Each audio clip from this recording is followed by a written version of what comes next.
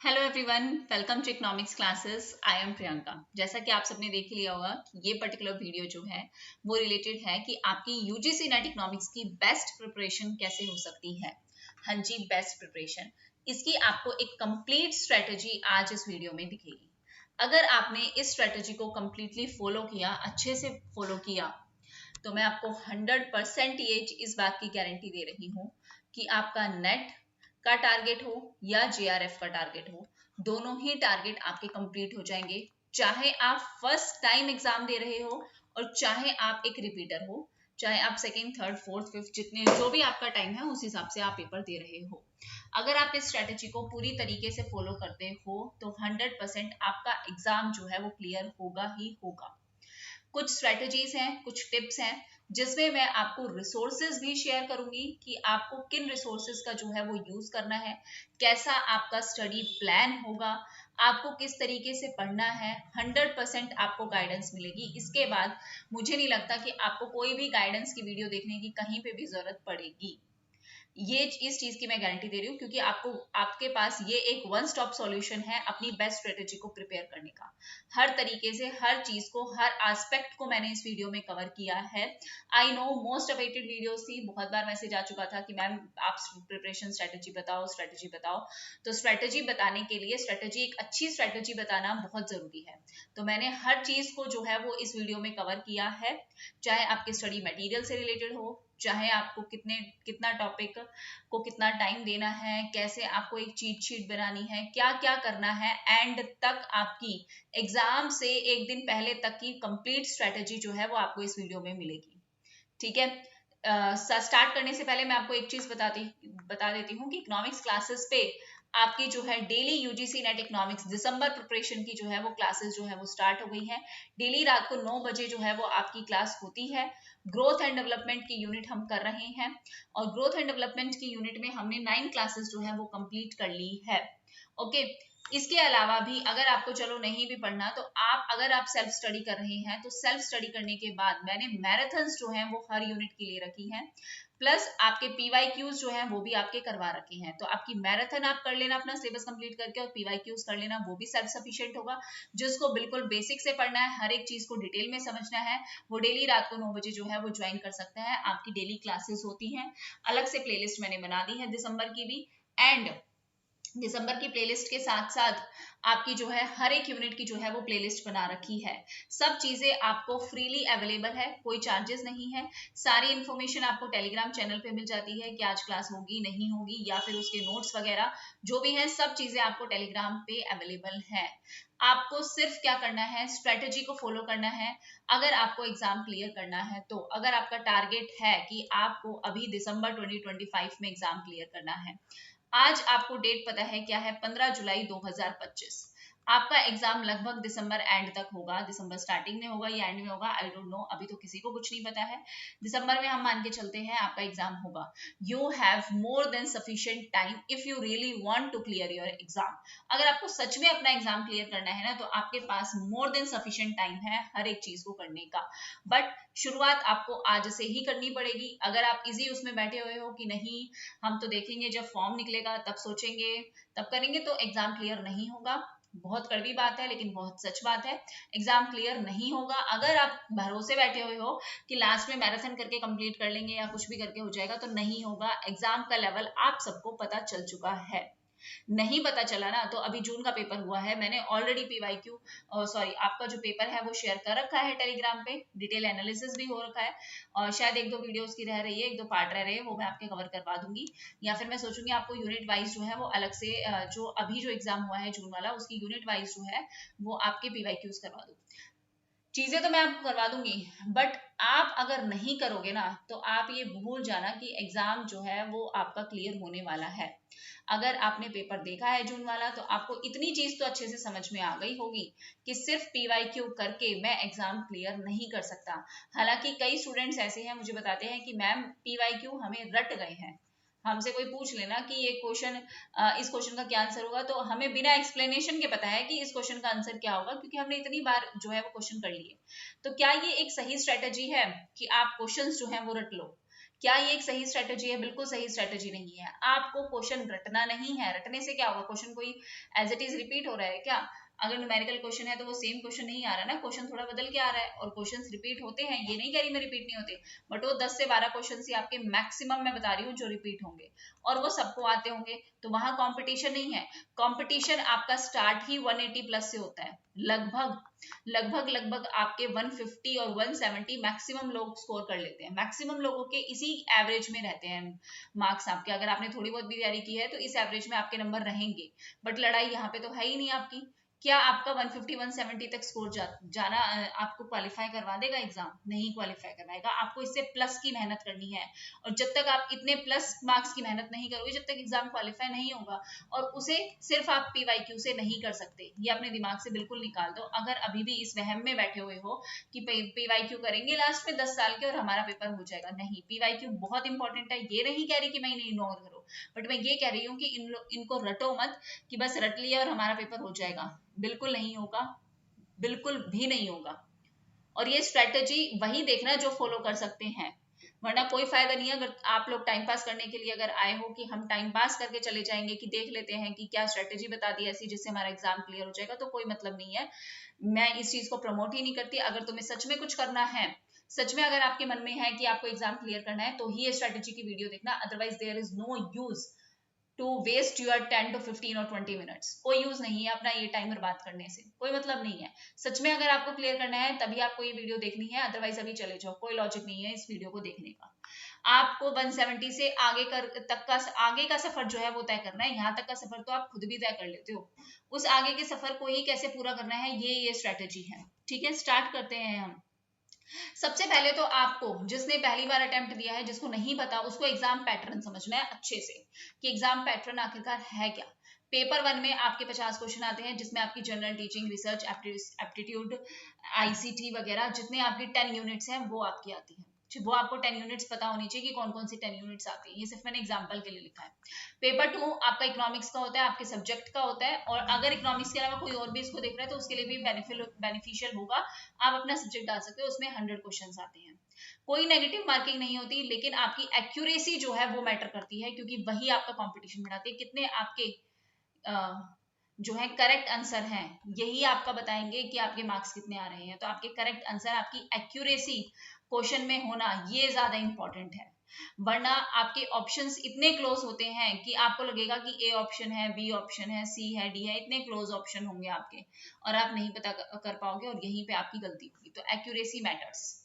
Exam में accuracy बहुत matter करेगी। जैसे एग्जाम में नेगेटिव मार्किंग नहीं है, उसमें आप कितना एक्यूरेट कर रहे हो वो भी मैटर करता है, और नेगेटिव मार्किंग है तो वो तो बिल्कुल ही मैटर करेगा एक्यूरेसी। बट नेगेटिव मार्किंग नहीं है तो भी मैटर करता है, क्योंकि कंपटीशन तो यहीं से आता है, किसके कितने ज्यादा नंबर आ रहे हैं। तो सबसे पहले आपको क्या करना है, अपने एग्जाम पैटर्न को अच्छे से समझना है कि पैटर्न है क्या।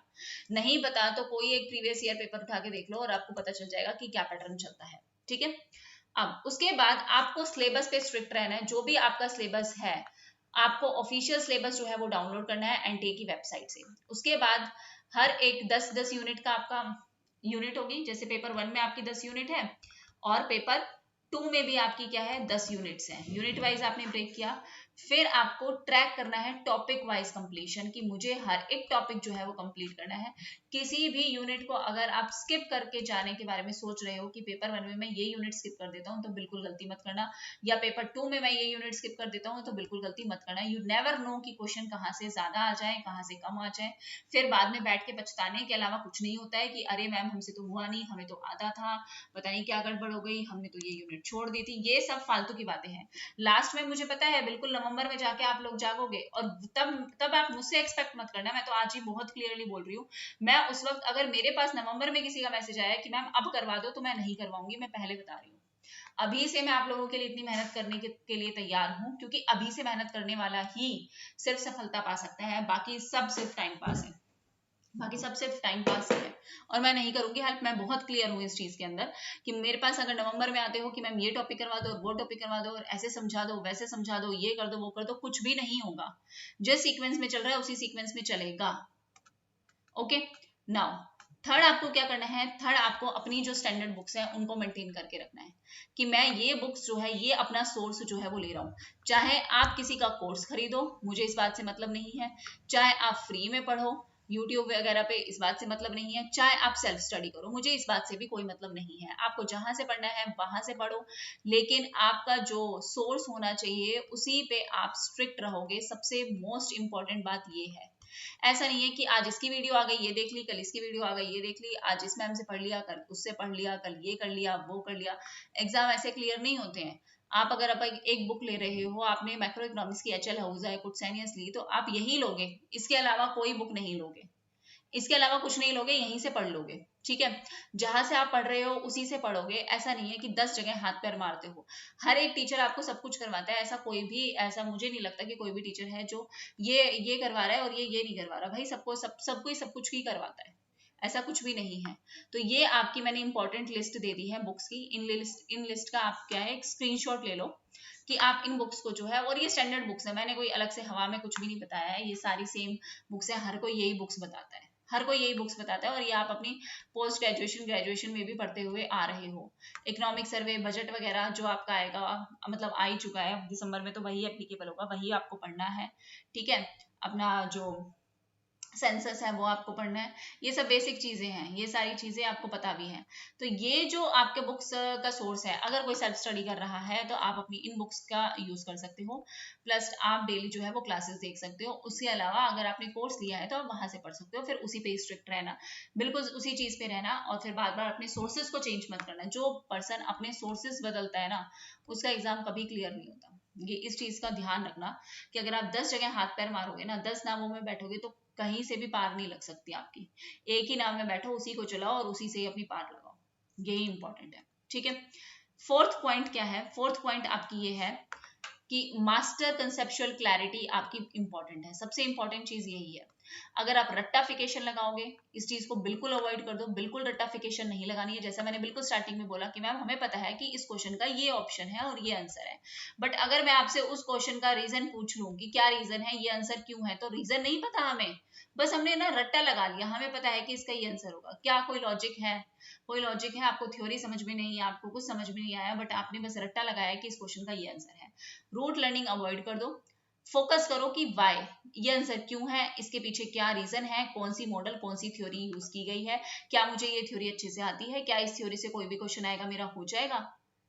ये चीज आप अपने मैप्स, कंसेप्ट के मैप्स बनाओ। जो आपको लगता है कि भाई ये मेरा मॉडल डिफिकल्ट है, ISLM मॉडल मान लो मुझे नहीं आता, अच्छे से पढ़ो बिल्कुल, और फिर उसके बारे में जो है बताओ। मुंडल फ्लेमिंग है, मुझे नहीं आता, अच्छे से पढ़ो उसके बारे में, एक अपने नोट्स प्रिपेयर करो, खुद के अपने सेल्फ नोट्स बहुत जरूरी है। ये चीज मैं आपको बहुत बार बता चुकी हूँ कि कहीं से भी PDF लेके पढ़ने से कभी कुछ नहीं होता है। भाई आप अपने खुद के नोट्स बनाओ, आप खुद चीजों को लिखोगे, खुद समझोगे, खुद डायग्राम बनाओगे कि कैसे IS आगे शिफ्ट हुआ, कैसे आपकी इनकम इंटरेस्ट रेट बढ़ा, फिर कैसे LM पे फर्क पड़ा, LM क्या मॉनेटरी पॉलिसी से कोई इफेक्टिवनेस आई नहीं आई। जब तक खुद नहीं करोगे तब तक क्या एग्जाम क्लियर हो जाएगा क्या? मुझे तो ये समझ में नहीं आता कि ये चीज नहीं चाहते मैडम अपने नोट से दो, ये दे दो, क्या मतलब क्या लॉजिक है इस बात का? मेरे को ये नहीं समझ में आता कि भाई खुद प्रोफेसर बनने वाले हो, सब कुछ खुद ही पढ़ाना पड़ेगा, तो अपने नोट्स खुद प्रिपेयर करने की हैबिट डालो।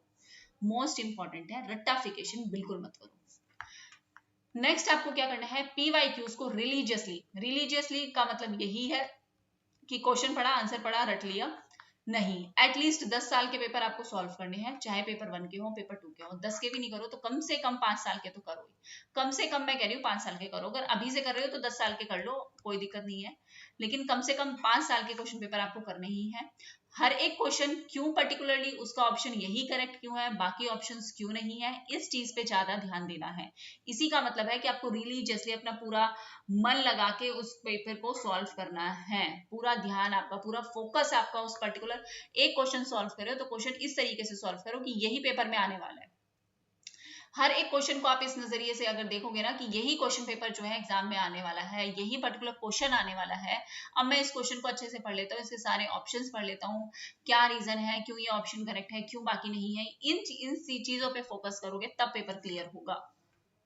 ठीक है, उसके बाद आपको क्या करना है, अपने शॉर्ट नोट्स बनाने हैं।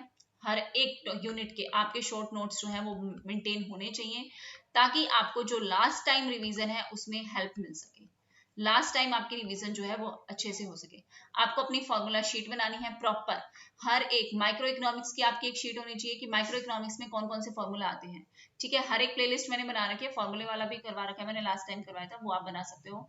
मैक्रो इकोनॉमिक्स में क्या क्या फॉर्मूले आते हैं, इंटरनेशनल इकोनॉमिक्स में क्या क्या फॉर्मूले आते हैं, पब्लिक इकोनॉमिक्स में क्या क्या फॉर्मूले आते हैं, ठीक है। मैक्रो इकोनॉमिक्स में मान लो 2 पेज लग गए, मैक्रो में भी 2 लगे, 1 पेज आपका पब्लिक इकोनॉमिक्स में लगेगा, 1 आपका इंटरनेशनल में लगेगा। इस तरीके से आप अपने हर एक यूनिट में जहां पे आपके फॉर्मूला आते हैं, हर एक यूनिट की आप जो है वो एक चीट शीट बनाओगे, एक फॉर्मूला शीट जो है वो बनाओगे, जो आपकी एंड टाइम में रिवीजन में बहुत ज्यादा काम आने वाली है, ठीक है। आपको कोई डेफिनेशन में प्रॉब्लम है, किसी डायग्राम में प्रॉब्लम है, फॉर्मूलाज में है, आपको करंट डाटा जो है वो मेंटेन करके रखना है। और करंट डाटा क्या है, दिसंबर का एग्जाम है, दिसंबर से पहले ना इकोनॉमिक सर्वे आना है ना बजट आना है, तो ये तो शॉर्ट है ना, वो तो आपको रटा होना चाहिए, अच्छे से रटा होना चाहिए। और डाटा के लिए मैं क्यों कह रही हूँ रटना, क्योंकि डाटा ऐसा पोर्शन है जहाँ पे आपको रटना पड़ेगा, वहां पे समझ का कोई काम नहीं है। पता है कि सबसे ज्यादा जो है कंट्रीब्यूशन इनकम टैक्स देता है, रेसिप्ट में तो वही देता है, इसमें आप रट्टा ही लगाओगे इसमें, और क्या है। दूसरे नंबर पे जीएसटी है तो जीएसटी है, फिर कॉर्पोरेट टैक्स है तो है, तो ये चीज रटिफिकेशन वाली है। तो डाटा की आपको लिस्ट बनानी है प्रॉपर, एसडीजीज गोल्स, एमडीजीज, इन्फ्लेशन क्या, जीडीपी क्या, पीरियोडिक लेबर फोर्स सर्वे का डाटा क्या, इन सारी चीजों का आपको करंट डाटा का जो है वो नोट बनाना है, शॉर्ट नोट। इनको फ्रीक्वेंटली रिवाइज करते रहना है, स्पेशली लास्ट मंथ में बहुत काम आएंगी ये चीजें, जो आज आप जो ये नोट्स बनाओगे लास्ट टाइम में रिवीजन आएंगे। लास्ट टाइम में रिवीजन करोगे तो यही चीज जो है वो आपकी काम आने वाली है। तो आपको शॉर्ट नोट्स बनाने हैं, फॉर्मूला शीट्स बनानी है। इसके बाद पेपर 1 आपका रैंक बूस्टर है। अगर आपको ये लगता है ना कि मुझे मैक्सिमम मार्क्स चाहिए भाई, मुझे इस बार जेआरएफ चाहिए ही चाहिए, तो पेपर 1 को स्किप करने की गलती मत करना कि भाई स्किप कर देता हूँ और लास्ट में देखूंगा, नहीं। कम से कम 35 प्लस, मतलब मैं तो कहूंगी कि 40 प्लस आपका टारगेट होना चाहिए, पर मैं मिनिमम बता रही हूँ। आपका सब्जेक्ट बहुत अच्छा है, स्ट्रॉन्ग है, तो आप 35 प्लस का टारगेट रखो, इसको इग्नोर मत करो। डेली मॉक क्विजेज होते हैं अलग अलग प्लेटफॉर्म्स पे, उनको अटेम्प्ट करो, ठीक है। बहुत ज्यादा मैं ये नहीं कहती कि बहुत ज्यादा तुम पेपर 1 पे ही फोकस करो, नहीं, बहुत ज्यादा फोकस करने की जरूरत नहीं है, पर एटलीस्ट इतना फोकस करो कि आप पेपर करो तो आपके 35 प्लस 40 प्लस आपके नंबर आए, ठीक है। कई बार ये होता है कि पेपर 2 आपका अच्छा है, स्कोर अच्छा आ जाएगा, 70 क्वेश्चन आपके ठीक हो गए, मान लो 70 क्वेश्चन ठीक होने का मतलब क्या, 140 नंबर है। अब आपको पेपर 1 ही जो है वो आपकी नैया पार लगा सकता है। पेपर 1 में कम से कम आप 30 क्वेश्चन सही करोगे तो 60 नंबर यहाँ हो गए, कितने नंबर बन गए, 200 नंबर, वाह कितना सही है। इकोनॉमिक्स में 70 का टारगेट और पेपर 1 में 30 का भी टारगेट रखोगे, हालांकि मैं तो कहूंगी 35 का रखो, 40 का रखो, बट अगर आप यहाँ पे गड़बड़ करने वाले हो, 60 करने वाले हो, यहाँ 65 तक करने वाले हो, तो अपना इस हिसाब से देखना कि आप अपना टारगेट जो है, जो आपके मार्क्स आते हैं, मान लो आपका जेआरएफ आप मान के चलो कि 210 पे होता है, ठीक है, 210 नंबर पे जेआरएफ होता है, तो अपना टारगेट आपका 210 प्लस ही होना चाहिए हमेशा। हमेशा आप ये सोचोगे कि मुझे इतना स्कोर जो है वो लेके चलना है, इसलिए पेपर 1 को इग्नोर नहीं करना है, क्योंकि उसी से आपकी रैंक बनने वाली है। रैंक तो क्या होती है, मतलब उसी से आपका जेआरएफ क्लियर होने वाला है। अब नेक्स्ट स्टेप आपका क्या है, आपको एक पर्टिकुलर टाइम टेबल फॉलो करना है वीकली गोल्स के साथ। मान लो कि मैं एक वीक में इतना काम करने वाला हूँ, तो आप पूरे वीक वो काम करोगे, वीक के एंड में उसका रिवीजन करोगे, और डेली जो कर रहे हो उसको सोते वक्त रिवाइज करोगे। ये सबसे इंपॉर्टेंट है, आज पूरे दिन में जो किया उसको सोने से पहले रिवाइज करना है, अगले दिन उठने से पहले रिवाइज करना है। तो अपना टारगेट सेट कर लो। जैसे आपने मान लो माइक्रो इकोनॉमिक्स माना है, तो मैं एक वीक में अपनी पूरी माइक्रो इकोनॉमिक्स के टॉपिक्स को कवर करूंगा, ठीक है। डेली अपने स्लॉट बना लो कि इतनी देर मैं थ्योरी रीडिंग करूं, इतनी देर मैं पीवाईक्यूज करूं, इतनी देर कोई एमसीक्यू है किसी प्लेटफॉर्म ने करवा रखे हैं या शेयर कर रखे हैं तो उसकी प्रैक्टिस कर लो, कोई रिवीजन कर लो। रिवीजन सबसे इंपॉर्टेंट है, पढ़ते जाओ, रिवीजन नहीं करोगे तो कोई फायदा नहीं है, भूल जाओगे। मैक्सिमम आपको पता है जो थ्योरी है भाई, अगर हम मैक्सिमम 24 आवर में 48 आवर्स में रिवाइज नहीं करते तो हम भूल जाते हैं। तो revision is the key to clear the exam, ठीक है। अपना टाइम टेबल बनाओ, अपने वीकली गोल्स जो है वो सेट करो, सबसे इंपॉर्टेंट है। इसके बाद आप अपना ऑफिशियल और ऑथेंटिक डाटा का ही यूज करो। इकोनॉमिक सर्वे के लिए पीआईबी जो वगैरह है, गवर्नमेंट की जो साइट्स है उन्हीं का यूज करोगे। बजट के लिए, नीति आयोग के लिए वर्ल्ड बैंक, आईएमएफ, यूएनडीपी, इन सबकी रिपोर्ट्स, मतलब जो आपका इंडियन इकोनॉमी का डाटा है वो, उसके लिए आपका जो सोर्स होना चाहिए वो आपका ऑफिशियल सोर्स होना चाहिए। ऑफिशियल सोर्स जितना बेस्ट होगा उतना कोई नहीं होगा। मैंने भी आपको ऑफिशियल सोर्स से ही बजट की फाइल या इकोनॉमिक सर्वे की फाइल दी है मैंने, और कहीं से भी ऐसे खुद नहीं बनाया है, कोई गलती नहीं होनी चाहिए, आपको ऑफिशियल सोर्सेज से ही पढ़ना है डाटा को, ओके। इसके बाद आपको मॉक टेस्ट आपके गेम चेंजर है, क्योंकि प्रॉब्लम ये आती है कि आप मैनेज नहीं कर पाते उस टाइम में। तो 3rd मंथ से पहले 2 महीने तो आपको सिर्फ अपनी पढ़ाई पे फोकस करना है, यहाँ मॉक टेस्ट बिल्कुल नहीं लगाने हैं, कोई सोचना ही नहीं है मॉक टेस्ट के बारे में। आपको थर्ड मंथ से, मतलब आपका एग्जाम आने वाला हो उससे 1 महीने पहले से मान के चलो, तब आपको मॉक टेस्ट जो है वो लगाने शुरू करने हैं। और बिल्कुल लास्ट मंथ में, मतलब लास्ट के मान लो 10 दिन में, मैं कहूंगी 10-20 दिन में आपको 3 से 4 मॉक लगाओ। ठीक है, अपनी मिस्टेक्स को प्रॉपरली एनालाइज करो, कहाँ गलतियां कर रहे हो, क्या कर रहे हो, इन चीजों पे ध्यान दो। बिकॉज आप जो है मैनेज ही नहीं कर पाते। अगर आप सीधे एग्जाम में जाके पेपर करने की कोशिश कर रहे हो तो जिसके जो अच्छे से, भाई कई लोगों को दिक्कत होती है बिना मुक लगाए वो नहीं कर पाएंगे। आपको एक प्लेटफॉर्म पहले से, अपने माइंड को पहले से प्रिपेयर करके चलना पड़ेगा कि मुझे इतना टाइम पेपर 1 पे देना है, इतना पेपर 2 पे देना है, पहले मुझे पेपर 1 करना है, फिर मुझे पेपर 2 करना है, या पहले मुझे पेपर 2 करना है, फिर मुझे पेपर 1 करना है। ये सारी चीजें आपको मैनेज करनी पड़ेगी और हर एक बच्चे की स्ट्रेटेजी अलग होती है, हर एक लर्नर की स्ट्रेटेजी अलग होती है। किसी को पहले पेपर 2 अच्छा लगता है कि भाई मेरा सब्जेक्ट है मैं कर लेता हूँ, बाद में पेपर 1 करूँ। किसी को पेपर 1 पहले बहुत अच्छा लगता है, मैं पेपर 1 करती थी पहले, उसके बाद ही पेपर 2 करती थी, मुझे सही लगता है पेपर 1, इतना टफ नहीं लगता था, इसलिए मैं पेपर 1 कर रही थी। तो आपकी आपकी अपनी मर्जी है, जैसे भी आपको अच्छा लगे आपको उस हिसाब से अपनी स्ट्रेटेजी जो है मॉक टेस्ट को देके ये बनानी है। इसके बाद स्टे कंसिस्टेंट, नॉट परफेक्ट। मैं ये नहीं कह रही रोज 10 से 12 घंटे पढ़ो, भाई पढ़ो ही पढ़ो, नहीं, कम से कम पढ़ो। कम से कम आपके 4 घंटे का तो स्लॉट ऐसा होना चाहिए डेली का कि आपको पढ़ना ही पढ़ना है, चाहे कुछ भी हो जाए। इससे ज्यादा पढ़ोगे बहुत बेस्ट है। कम से कम एक आपको लिस्ट अपनी, एक अपना टाइम शेड्यूल, जैसे मान लो कि आज पूरे दिन मेरी पढ़ाई नहीं हुई, कोई आ गया घर में, गेस्ट आ गया, मैं कहीं चली गई, कुछ भी हो गया, जैसे मान के चलो, तो उस दिन आपको पता होगा कि नेक्स्ट डे काम होने वाला है, या मान लो नहीं पता कि नेक्स्ट डे मैं बिजी रहने वाला हूँ, तो रात को पूरा दिन चलो वो काम हो गया, रात को तो कोई काम नहीं होगा, रात को अपना टाइम निकालो पढ़ो, या सुबह जल्दी उठ के पढ़ो, जैसे भी करना है। पूरा दिन बिजी रह गए कोई नहीं, बट अपना एक ऐसा टाइम स्लॉट बनाना है कि हाँ मुझे डिस्टर्बेंस नहीं होगी, यहाँ इस टाइम में मैं पढ़ूंगा ही पढ़ूंगा, चाहे कुछ भी हो जाए।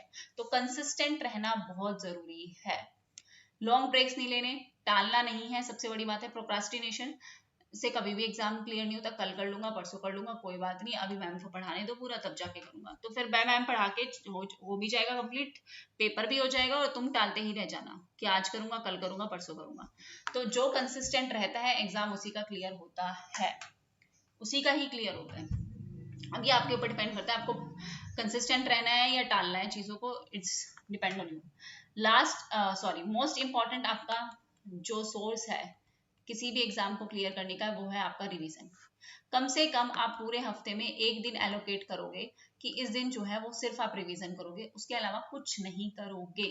मैं संडे को कभी भी कोई भी वीडियो नहीं लाती, क्योंकि संडे को आपका टारगेट सिर्फ रिवीजन करने का होना चाहिए।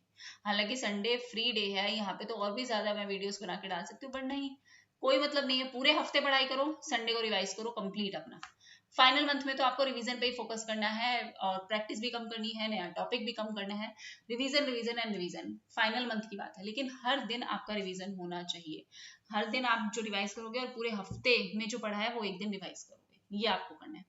ठीक है, आप अपनी YouTube की वीडियोस देख सकते हो, मतलब आप सेल्फ स्टडी कर रहे हो, मान लो, ये तो मैंने इसलिए से बताया कि मान लो कि आप सेल्फ स्टडी कर रहे हो, आपको एक पर्टिकुलर टॉपिक समझ में नहीं आया, आपको जिस भी टीचर का समझ में आता है उसकी जाके पर्टिकुलर वो वीडियो देख सकते हो, समझ सकते हो, अदरवाइज खुद से पढ़ो। ठीक है, मैं तो यही सजेस्ट करती हूँ हमेशा कि खुद से पढ़ना चाहिए। ठीक है, बहुत ज्यादा डिटेल में पढ़ना है, नहीं समझ में आ रहा, तो मैं डेली क्लासेस लेके आती हूँ, वहां से पढ़ लो। टफ मॉडल्स हैं उसके लिए आप वीडियोस देखो, नहीं समझ में आ रहा, बुक से 2-3 बार पढ़ लिया, नहीं समझ में आ रहा, करंट अफेयर्स के साथ अपडेट रहो। मतलब ये तो मेरा कहने का फर्ज है कि मंथली करंट अफेयर एक बार पढ़ लो, आंखों से निकाल लो, इकोनॉमिक सेक्शन अपना पढ़ लो, द हिंदू का, इंडियन एक्सप्रेस का, बजट पे, सर्वे पे, जीडीपी पे, अनएम्प्लॉयमेंट पे, कोई नई चीजें चल रही हैं, कोई नया ट्रेंड चल रहा है, कोई नई रिपोर्ट आ गई, इन चीजों को पढ़ते रहना चाहिए, एग्जाम में आते ही हैं। ओके, नाउ अपनी स्ट्रेटेजी पे बिलीव रखो, एग्जाम ओरिएंटेड रखो, ज्यादा बहुत ज्यादा प्रिपेयर करने की जरूरत नहीं है। ऐसा नहीं है कि एक टॉपिक को प्रिपेयर कर लिया, वो आया ही नहीं आज तक, 10 सालों में एक बार आया है, उस टॉपिक पे लगे हुए हो, उस टॉपिक पे 10 घंटे लगा दिए, तो क्या लॉजिक है इस बात का? नहीं, तो ओवर प्रिपेयर नहीं करना है उन टॉपिक्स को जो बहुत कम आते हैं। अपने नोट्स पे विश्वास रखना है, अपनी रिवीजन पे विश्वास रखना है, अपना टेस्ट एनालिसिस करना है, यही सबसे इंपॉर्टेंट है। अपनी स्ट्रेटेजी पे बिलीव रखना है। अगर आपको अपनी ही स्ट्रेटेजी पे बिलीव नहीं है, तो आप किसी और की स्ट्रेटेजी पे क्या बिलीव रखोगे? सोचने वाली बात है। हर एक इंसान की अपनी खुद की स्ट्रेटेजी होती है।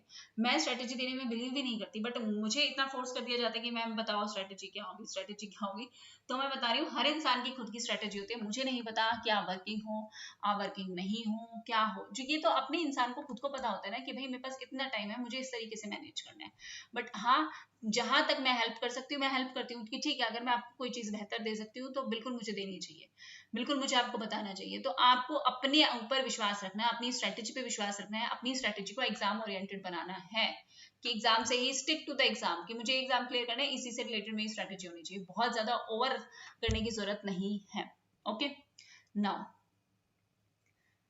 टूल्स, बोनस टूल्स में आपको क्या दे सकती हूँ, आपको अपनी चीट शीट बनानी है, अपना पूरा प्लान बनाना है, अपना डेली और वीकली का अपना ट्रैकर बना के रखना है। इस हफ्ते मैंने ये टारगेट लिया था, इतना कंप्लीट हुआ, इतना अचीव हुआ, इतना नहीं हुआ, इसको मैं आगे कैसे भी मैनेज करूंगी, ये मेरी प्रॉब्लम है।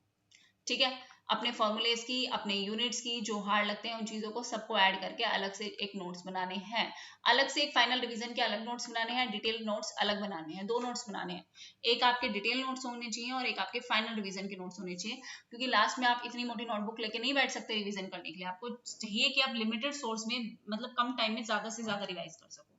तो इस तरीके से आपकी प्रिपरेशन होनी चाहिए। ओके, नाउ मूविंग फर्दर, यहाँ पे मैंने सिर्फ बताया है कि किस तरीके से आप मंथ वाइज जो है वो कंप्लीट कर सकते हो यूनिट। जैसे मान लो कि फर्स्ट मंथ में आपने ग्रोथ एंड डेवलपमेंट की यूनिट ली, उसके साथ साथ मनी एंड बैंकिंग लिया, ये आसान है, ये तो मैं आपको मैक्सिमम 2 से 3 क्लासेस में कंप्लीट मनी एंड बैंकिंग करवा दूंगी मैराथन लेके। ठीक है, मैराथन लेके मैं कंप्लीट मनी एंड बैंकिंग आपको करवा दूंगी, तो वहां से आपका कोई भी क्वेश्चन मिस नहीं होगा, क्योंकि बहुत ज्यादा क्वेश्चन आते भी नहीं है और आपको इसे अलग से कहीं से पढ़ने की जरूरत भी नहीं है, तो ये आपका कंप्लीट हो जाएगा। ठीक है, ग्रोथ एंड डेवलपमेंट आपका चल ही रहा है, तो आप मानो एक मंथ में मुझे ये टारगेट रखना है कि मुझे अपने ये टॉपिक्स, ये यूनिट्स कंप्लीट करनी है। जैसे मान लो आपने 3 वीक दे दिए ग्रोथ एंड डेवलपमेंट को, 3 हफ्तों में आपकी ग्रोथ एंड डेवलपमेंट कंप्लीट होनी चाहिए, जहां से आप पढ़ रहे हो सेल्फ स्टडी नोट्स वगैरह, या आप जिस टीचर के कोर्स के हिसाब से चल रहे हो उस हिसाब से चलो, जैसा भी है। 4th वीक में मान लो आपको 1 हफ्ता चाहिए बस मनी एंड बैंकिंग के लिए, मैं तो कहूंगी 2 से 3 दिन में आपकी मैं मैराथन लेके कंप्लीट करा दूंगी, जिसमें आपकी RBI, monetary policy, commercial banks, financial market, inflation control, economic survey, budget, ये आपका वैसे भी इंडियन इकोनॉमी में भी आ जाएगा, वहां से भी कर सकते हो, बट वरना यहाँ कैसे भी आपको जैसे मैनेज करना है, क्योंकि ये तो ऑलरेडी आ चुका है ना, तो इसको आप अभी प्रिपेयर करके रख सकते हो। तो आपने बनाया ये पहले महीने, उसके साथ साथ पहले महीने सिर्फ ये नहीं, आपने मान लो कि पेपर 1 में 3 यूनिट ले ली, टीचिंग एप्टीट्यूड, कॉम्प्रीहेंशन और हायर एजुकेशन। कॉम्प्रीहेंशन, डेली एक कॉम्प्रीहेंशन सॉल्व कर लिया, एक आर्ट से सॉल्व कर लिया, कितनी देर लगेगी, 5 से 10 मिनट। टीचिंग एप्टीट्यूड के टॉपिक्स ले लिए, वो पढ़ लिए, हायर एजुकेशन ले लिए, वो पढ़ लिए। इनके लिए तो बहुत ज्यादा नहीं, आपको आपके पास नोट्स भी होंगे, आपने कहीं से नोट्स भी लिए होंगे, जहां से भी आप पढ़ रहे हो वहां से पढ़ लो, ये तो आसान सा है। हर एक टॉपिक, जैसे मान लो टीचिंग एप्टीट्यूड का कोई टॉपिक किया, उसके 5 से 10 PYQs कर लिया उसी टॉपिक से रिलेटेड। ठीक है, बहुत सारे टीचर्स करवाते भी हैं, तो वहां पे देख सकते हो। फिर आपने सेकेंड मंथ में क्या लिया, अपनी स्टैटिस्टिक्स ली। ठीक है, स्टैटिस्टिक्स, इकोनोमेट्रिक्स, मैथमेटिकल यूनिट्स, इसको आपने 3 हफ्ते दिए, इस यूनिट को किया। पब्लिक फाइनेंस, अच्छा मैंने पहले ही ले लिया पब्लिक, अच्छा पब्लिक फाइनेंस लास्ट में लूंगी शायद, मैं गलती से यहाँ ले लिया। ठीक है, उसके अलावा आपने इंटरनेशनल इकोनॉमिक्स ले ली, आपने 1 हफ्ते में इंटरनेशनल इकोनॉमिक्स अपनी पूरी कंप्लीट कर ली। ये भी बहुत ज्यादा बड़ी यूनिट नहीं है, आराम से हो जाएगा करोगे तो। उसमें आपने अपने मेन टॉपिक्स, ये सिर्फ मैंने एग्जांपल लिख रखे हैं, इन टॉपिक्स को आपको कंप्लीट करना है। ओके, उसके बाद इसके साथ आप पेपर 1 ले सकते हो। पेपर 1 में आप रिसर्च एप्टीट्यूड ले लो, साथ साथ DI ले लो, डेली एक DI सॉल्व कर लो और डेली अपने रिसर्च एप्टीट्यूड के टॉपिक जो है वो कर लो, और वीकेंड पे अपना पूरा हफ्ते का रिविजन जो है वो आप करोगे। ओके, थर्ड मंथ में आप क्या कर सकते हो, माइक्रो और मैक्रो ले सकते हो। देखो माइक्रो और मैक्रो बहुत जरूरी है, इसको स्किप नहीं कर सकते। हालांकि आप माइक्रो मैक्रो को एक साथ यहाँ ना करके आप माइक्रो मैक्रो को यहाँ पे भी कंबाइन कर सकते हो, कि एक आसान सी यूनिट ले ली, मान लो एक मनी एंड बैंकिंग ले लिया और एक मैक्रो ले लिया, एक कॉम्बिनेशन बन गया। एक आपने पब्लिक फाइनेंस ले ली, एक आपने माइक्रो इकोनॉमिक्स ले ली, एक कॉम्बिनेशन बन गया। इस तरीके से भी अपने कॉम्बिनेशन बना सकते हो, इसी तरीके से बना सकते हो, ज्यादा बेटर है मेरे हिसाब से तो। ठीक है, माइक्रो इकोनॉमिक्स को 2 हफ्ते दिए, या मान लो 3 हफ्ते आपने माइक्रो इकोनॉमिक्स को दिए, 1 हफ्ता आपने पब्लिक इकोनॉमिक्स को दे दिया। ठीक है, 3 हफ्ते आपने मैक्रो इकोनॉमिक्स को दिए, 1 हफ्ते आपने मनी एंड बैंकिंग को दे दिया, तो ये टाइम हो गया इसका। वहां से हटा के इसको यहाँ पे ऐड कर सकते हो। उसके साथ साथ आप अपने पेपर 1 पे लगातार जो है वो फोकस करते रहोगे। रीजनिंग ले लो, ICT ले लो, आसानी है। PYQs कर लो इसके, तो वो भी बहुत सफिशिएंट होते हैं। पेपर 1 के तो आप PYQs भी ढंग से कर लोगे तो भी आपके मैक्सिमम मार्क्स आ जाएंगे, 35 प्लस आ जाएंगे आराम से, अगर हमें PYQ अच्छे से की है तो। ठीक है, उसके बाद इंडियन इकोनॉमी, जैसा जो आपका करंट का डाटा होता है ना, वो जो रटने की चीज है वो सबसे लास्ट में रटा करो। ठीक है, इंडियन इकोनॉमी, एनवायरमेंटल इकोनॉमिक्स और पब्लिक इकोनॉमिक्स, ये चीजें आप जो है वो लास्ट में कर सकते हो, क्योंकि एनवायरमेंटल इकोनॉमिक्स की मैराथन ले रखी है, वहां से अभी कंप्लीट करके रख दो। मैं तो कहूंगी चीजें जो आप कर सकते हो कंप्लीट कर लो। पब्लिक इकोनॉमिक्स की मैराथन ले रखी है, उसको वहां पे कंप्लीट करके रख दो। एनवायरमेंटल इकोनॉमिक्स को कंप्लीट करके रख दो। मैक्सिमम 2 दिन पब्लिक इकोनॉमिक्स, 1 दिन मैराथन देखो, 1 दिन सारे पीवाईक्यू सॉल्व करो। पीवाईक्यूज भी करवा रखे हैं साथ के साथ। 1 दिन एनवायरमेंटल इकोनॉमिक्स करो, 1 दिन उसके पीवाईक्यू सॉल्व कर लो, खत्म। 2 यूनिट यहीं की यहीं खत्म। 4 दिन लगेंगे मैक्सिमम इन चीजों को कंप्लीट करने में, ठीक है। इंडियन इकोनॉमी बिल्कुल लास्ट में करना, क्योंकि इसमें रटने वाली चीज होती है। साथ साथ एक काम कर सकते हो कि साथ साथ मान लो आज आपने एक टॉपिक ले लिया इकोनॉमिक सर्वे, तो इकोनॉमिक सर्वे के अपने नोट्स बनाए रख दिए, खत्म। एक दिन बजट ले लिया, डेली आदि से डेली डेली एक एक टॉपिक लेके उसके नोट्स बना के रख लो, क्योंकि लास्ट में सिर्फ रिवीजन करना है, उसको तो रटना ही है ना, रट लेना लास्ट में, ठीक है। नाउ ऐसे कर सकते हो कि आप मैराथन कंप्लीट करो, ये छोटी मोटी यूनिट्स की जो है, और उसके साथ उसके पीवाईक्यूज कर लो, कंप्लीट आपका काम, ओके। पेपर 1 को साथ के साथ रिवाइज करते जाना है। लास्ट मंथ में आपकी जो स्ट्रेटेजी होनी चाहिए वो रिवीजन होना चाहिए। आपको फुल लेंथ टेस्ट देने हैं, मैक्सिमम आपको रिवाइज करना है, ताकि आपका गोल जो होना चाहिए मैक्सिमम रिटेंशन, की जो भी मैं टॉपिक करूं मेरा रिटेन रहे, भूलू ना। पेपर सॉल्व मुझे किस स्ट्रेटेजी से करना है, मेरा स्कोर कैसे बूस्ट होगा। 2 हफ्ते बना लो कि रिवाइज करना है, फुल लेंथ देने हैं। 3rd वीक में डेली आपको एक फुल मॉक देना है, अपनी एरर्स को रिवाइज करना है, एनालाइज करना है, रिवाइज करना है, अपने वीक स्पॉट्स को, अपने वीक एरियाज पे फोकस करना है, और प्रैक्टिस करनी है कि मेरी स्पीड बनी रहे, मैं 3 घंटे में पूरा पेपर सॉल्व कर पाऊँ। सबसे बड़ी प्रॉब्लम भी आ जाती है कि भाई सॉल्व ही नहीं कर पाते पूरे टाइम पीरियड में, ठीक है। फाइनल रिवीजन, अपने फ्लैश कार्ड्स, अपनी चीट शीट, अपनी फॉर्मूला शीट्स, इन सबको लास्ट तक रिवाइज करते जाना है। तो एग्जाम के एक दिन पहले भी आपकी जो है इस तरीके से आपकी प्रिपरेशन आज से ही लास्ट डे की होनी चाहिए, कि आज जो मैं ये पेपर बना रहा हूँ, ये चीट शीट मैं बना रहा हूँ, या फॉर्मूला शीट में जो बना रही हूँ, वो मेरे लास्ट दिन काम आएगी। तो इस तरीके से अपने जो है डिटेल, बिल्कुल डिटेल नहीं सॉरी, एकदम समराइज करके उन चीजों को बनाना, ठीक है। ये आपका जो है फाइनल, मैं बता सकती हूँ कि आप फाइनली ये चीज कर सकते हो। तो मेरे हिसाब से मैंने आपको हर एक एस्पेक्ट पे, हर एक टॉपिक पे चीजें बता दी हैं। अब आपका डेली का प्लान आप खुद बनाओगे, क्योंकि आपको पता है आपको कितने घंटे किस सब्जेक्ट को देने हैं। ज्यादा मैं कहूंगी कि ज्यादा फोकस आप करो अपने सब्जेक्ट पे, पेपर 2 पे, और पेपर 1 को आप कम टाइम दो, बहुत ज्यादा भी टाइम देने की जरूरत नहीं है। या फिर आप साथ साथ जो है कंप्लीट पीवाईक्यू, जैसे टीचिंग एप्टीट्यूड के कंप्लीट पीवाईक्यूज कर लिए, उनके साथ साथ उनके टॉपिक्स जो है वो रिवाइज कर लिए। इस तरीके से आप कर सकते हो, ठीक है। बाकी आपकी मर्जी, आप जैसे कर रहे हो। बहुत ज्यादा ओवर एम्फोसाइज करने की जरूरत नहीं है, ओवर प्रिपेयर करने की जरूरत नहीं है। कोई ऐसा टॉपिक है साल 2 साल 4-5 साल में एक बार आया, उसको उसके ऊपर आप 2-2 3-3 घंटे लगाओगे, ये आपकी बेवकूफी है। जो रिपीटेडली टॉपिक है, जैसे आपके ISLM का टॉपिक रिपीटेडली है, आपकी पॉलिसीज पे टॉपिक जो है वो रिपीटेडली आता है, गवर्नमेंट की स्कीम्स पे टॉपिक जो है वो रिपीटेडली आता है, ठीक है। ये public goods, public economics, public goods, private goods, इनके ऊपर क्वेश्चन जो है वो रिपीटेडली आता है। ऐसे जो आपके रिपीटेडली वाले टॉपिक्स है ना, वो तो आपके 100% शॉर्ट आपके होने चाहिए, 100% आपके शॉर्ट होने चाहिए। अगर आप इन स्ट्रेटेजी को अच्छे से फॉलो करोगे, तो मैं आपको गारंटी दे रही हूँ आपका एग्जाम क्लियर हो जाएगा। बट मेरी गारंटी देने से होगा क्या गारंटी तो आपको अपनी खुद की खुद को ही देनी पड़ेगी, कि भाई आप अगर इन चीजों को अच्छे से फॉलो करोगे तो एग्जाम आपका 100% क्लियर हो जाएगा। स्टैंडर्ड बुक्स को फॉलो करो, अपनी प्रिपरेशन स्ट्रेटेजी अच्छी से अच्छी बनाओ। सारी तरीके से मैंने आपको समझा दिया है। अभी भी कोई डाउट रहता है तो आप कमेंट सेक्शन में मेंशन कर सकते हो, and please share it with maximum number of students. मैं चाहती हूँ कि हम खुद से पढ़ के जो है एग्जाम क्लियर कर पाए, ऐसी आप सबकी स्ट्रेटेजी होनी चाहिए। So thank you very much everyone, take care and bye bye. कैसी लगी बताना।